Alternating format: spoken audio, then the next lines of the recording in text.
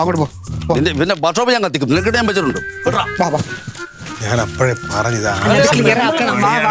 അതാണ് അതെല്ലാം ക്ലിയർ ആക്കാനുള്ള ക്ലിയർ ആക്കി തന്നെ പോകണം.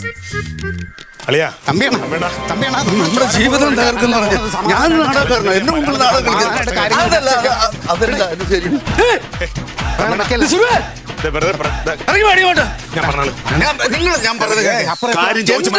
എന്റെ ജീവിതം അയലൊക്കെ ആൾക്കാരുണ്ട്.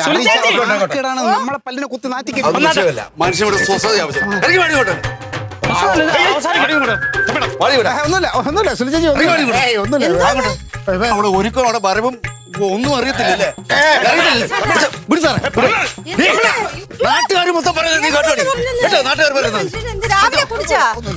ഞാൻ എന്ത് തെറ്റാ ചെയ്തത്? അപ്പൊ എനിക്ക് ഞാൻ നിനക്ക് പോരാ. ഞാൻ പോരാ. വേറെ ബന്ധങ്ങൾ ജീവിച്ചോ, ഒട്ടൊക്കെ ജീവിച്ചോ.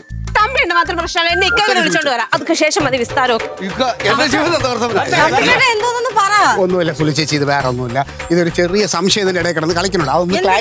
അതൊന്നും പോരെ. നിനക്ക് ഞാൻ പോരെ. നീ വേറെ ബന്ധങ്ങളുണ്ടായിട്ട് നീ ജീവിക്കണോ? ദേഹോദ്രം ജീവിച്ചോ.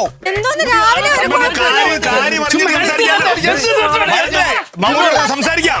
ഞാൻ സ്നേഹിച്ച പോലെ വേറെ ആരും സ്നേഹിച്ചിട്ടില്ല.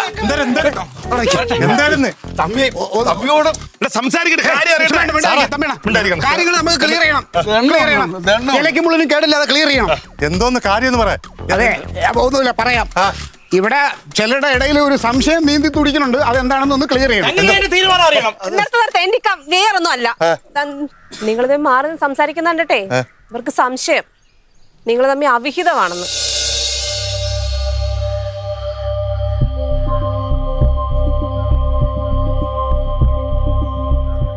ഞങ്ങൾ തമ്മില് അതെ, അവര് അവരാണ് പറയണത്. ഞാൻ പറയണോ? ഇതിനുള്ള ഉത്തരം നീ പറഞ്ഞു കൊടുക്കണ. വേണ്ട, സുരക്ഷിച്ചനെ പറ. എന്റെ സാറ് എന്നെ പറയട്ടെ. കഴിഞ്ഞ ദിവസം നമ്മളെ പേടിച്ച് ഇയാൾ ഒളിച്ചോടി പോയില്ലേ? ഇന്ന് ചേച്ചി ഒന്ന് കാല് പിടിച്ച് പറഞ്ഞു എന്റെ ചേട്ടനെ കാണാനില്ലെന്ന്. നമ്മൾ മൂന്നും കൂടെ ചെന്ന പാർട്ടിക്ക് നാടക ക്യാമ്പ് അടിച്ച് പിറ്റായി കിടക്കുന്നു. നേരെ വിളിച്ചോണ്ട് എന്നിട്ട് എന്റെ കാല് പിടിച്ചിട്ട് പറഞ്ഞു, സാറേ അബദ്ധം പറ്റിപ്പോയാണ്, ഇനി മേലുണ്ടാവൂലെന്ന്. അന്ന് വിളിച്ചോണ്ട് വന്ന രാത്രി ഈ തമ്പിയാണ് വെള്ളം അടിച്ചിട്ട് വന്ന് വീണ്ടും എനിക്ക് എന്തൊക്കെ പറഞ്ഞറിയാവോ നിങ്ങൾക്ക്? അത് തന്നെ ഇവിടുത്തെ പ്രശ്നം. നിങ്ങൾ ഒടുക്കത്തെ കുടി അത് നിർത്തണ കാര്യം ഞാൻ സാറിനോട് പറഞ്ഞത്. ഞാനാ പറഞ്ഞ എന്റെ ഒരു ബന്ധു ജോലി ചെയ്യുന്ന DADX സെന്റർ ഉണ്ട്, അവിടെ കൊണ്ടുവന്ന്. അതാണ് മാറി അങ്ങോട്ടും ഇങ്ങോട്ടും മാറി നമ്മൾ സംസാരിച്ചോണ്ടിരുന്നാൽ. അല്ലാതെ അവയ്ക്ക് തോന്നുമല്ല. എന്നാ അത് എന്നോടെങ്കിലും നിനക്കൊന്ന് പറഞ്ഞൂടെ? സാറേ നാളെ കൊണ്ടുവരുന്നതാണ്. ഇയാൾ വരോ ഇല്ലെന്നൊന്നും അറിയില്ലല്ലോ. അത് ഞാൻ തന്നെയാണ് പറഞ്ഞത് പറയണ്ടെന്ന്. ഈ മനുഷ്യന്റെ സ്വഭാവമല്ലേ, വിളിച്ചാൽ വരുമെന്ന് അറിഞ്ഞൂടല്ലോ. കുറച്ച് മുന്നേ കൂടി ഞങ്ങളൊന്ന് വർത്താനം പറഞ്ഞതാ ഇദ്ദേഹത്തിനെ കൊണ്ടുപോണ കാര്യം. പിന്നെ ഇതിന് അവിഹിതം എന്ന് പറഞ്ഞത് പല കഷ്ടമാണ് സാറേ. എല്ലാവർക്കും സമാധാനമായല്ലോ, എല്ലാവരും സംശയമൊക്കെ തീർന്നല്ലോ.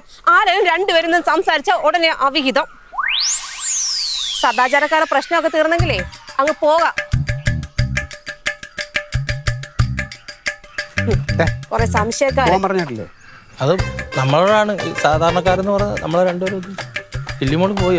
സാറേ സാറും കൂടെ എന്നെ സംശയിച്ചോളന്നല്ലേ സാറേ? നല്ല മുടി എനിക്കറിയായിരുന്നു, പക്ഷെ എനിക്കൊന്ന് സൂചിപ്പിക്കായിരുന്നു. വൈകിട്ടേ ഒന്ന് കാണണം. രണ്ടെണ്ണം അടിച്ചിട്ട് ഞാൻ അങ്ങോട്ട് വരുന്നുണ്ട് കേട്ടോ. സദാചാരം വെറുതെ തെറ്റിദ്ധരിച്ച്. സാറേ അറിയാതെ പറ്റിപ്പോ എന്നോട് ക്ഷമിക്കണം ഞങ്ങളെ ക്ഷമിക്കണം. ചില സമയത്ത് ഈ ഭ്രാന്താ നമുക്ക്. പിന്നെ നിങ്ങളുടെ മറ്റേ ഉദ്ദേശം ഉണ്ടല്ലോ, എന്നെ കളിക്കുടി നിർത്താൻ കൊണ്ടുവന്ന ഉദ്ദേശം, അത് നടക്കത്തില്ല. അതൊക്കെ പള്ളിയിൽ ചെന്ന് പറഞ്ഞാൽ കേട്ടോ. ജനങ്ങളിൽ പറഞ്ഞത് കേട്ടോ.